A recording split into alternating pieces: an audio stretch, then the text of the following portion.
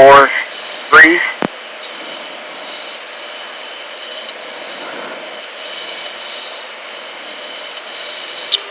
Good, Jesse James.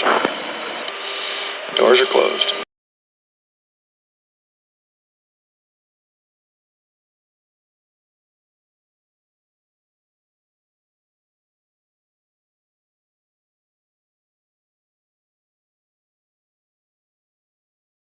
Yeah, absolutely. It was the first airborne gunfire for the F-35.